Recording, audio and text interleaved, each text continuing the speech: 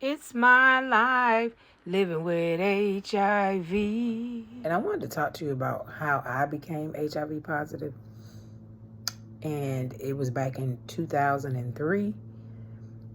I was dating this guy, and he happened to be a person that was in and out of jail. I didn't know this until after I started dating him.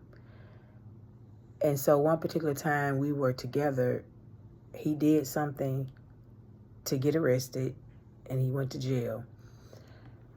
Well, days go by, weeks go by, and months go by, and I finally get this phone call from him. He called me from jail. He called me from an office phone, not a pay phone. Like, no collect calls, none of that.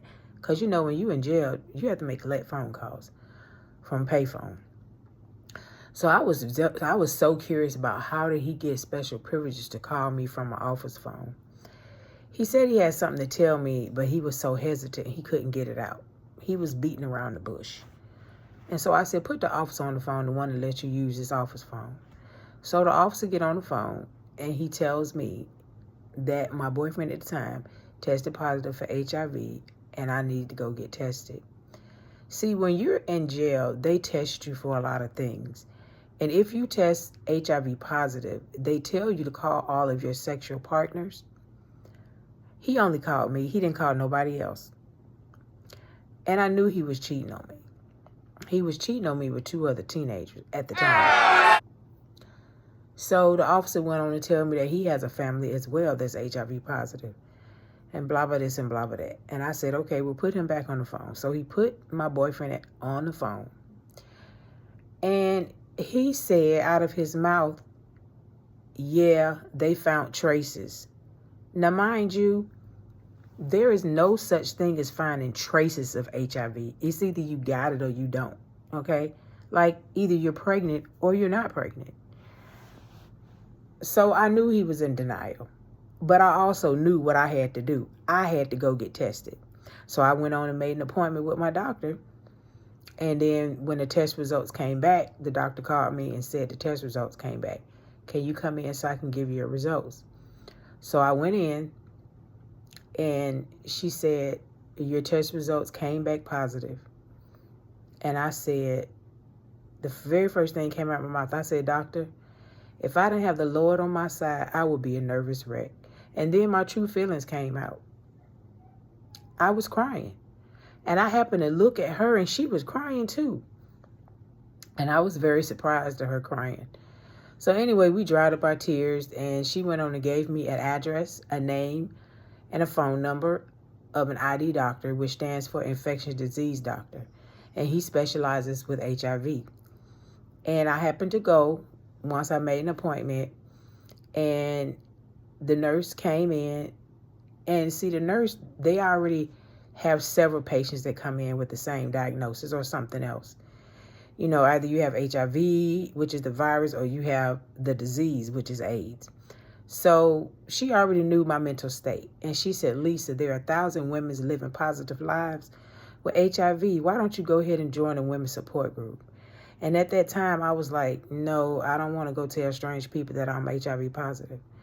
But that was a negative thought I had. God told me to go and find a women's HIV support group to help me. And I did. I finally found one called Jules, which is no longer in existence.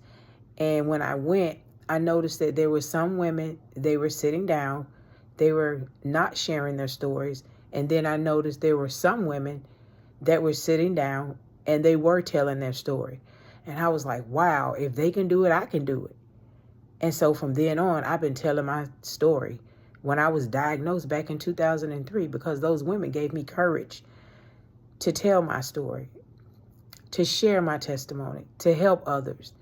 Even though I was newly diagnosed, I still helped women in that group because it lets them know that we are together, we are one, and we can fight this, you know.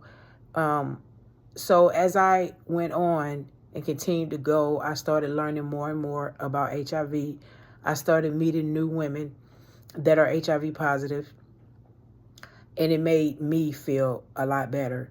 And then I learned about AIDS Atlanta, and I started speaking at their speakers bureau. Well, I got a chance to speak at majority of the high schools and middle schools in DeKalb County. In Athens, Georgia, I spoke at West Georgia College. I spoke at Spelman University. I spoke at Fish University. I spoke at Morehouse, and the list goes on. What I'm here is to tell you that HIV is not a death sentence, okay? It is a new beginning of life. To me, we are striving to live better and to help others with this virus. You will go through grieving stages. You will feel depressed. You will feel tainted. You feel like you want to kill yourself. Nobody's going to love you.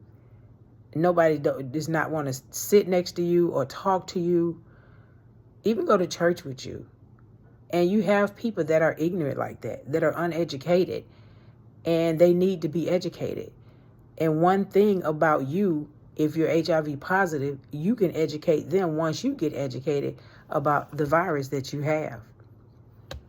HIV is a virus that opened my eyes to let me know that, okay, I need to start taking care of my body better. And it is hard. It's hard. You want to try and change your dieting so you can eat the right things. You want to exercise. And then you also have other things that's going on with your body that you have to deal with as well. But you can survive. I have met thousands of women that's positive, and they're living positive lives just like that nurse said. So kudos to that nurse that I spoke with at my first ID doctor. And remember, ID stands for infectious disease doctor. Anytime I come across newly diagnosed people, I do talk to them. I start counseling to them. I've been positive since 2003. That's a long time. That's considered long-term survivor. Back in the day when I was first diagnosed, I always wanted to meet long-term survivors because it gave me strength. It gave me hope that I can live with this. And I've been living with it ever since. And I was diagnosed in 2003.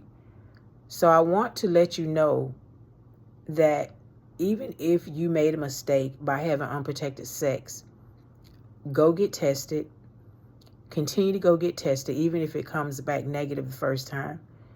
Go get tested because it lies dormant. You can live from this. Make sure you go to your ID doctor if you are diagnosed and keep up with your health. Okay? Keep up with your health and try and find a women's support group in your area, or not even in your area, online. Because there are a lot of women that don't want to come out in groups. They'd rather be online to support groups. And I do understand that. So I'm here to tell you, I, Lisa Faye, am HIV positive. And I want to share my story with you and the world so I can help others. Thank you. Look at God. He's making a way.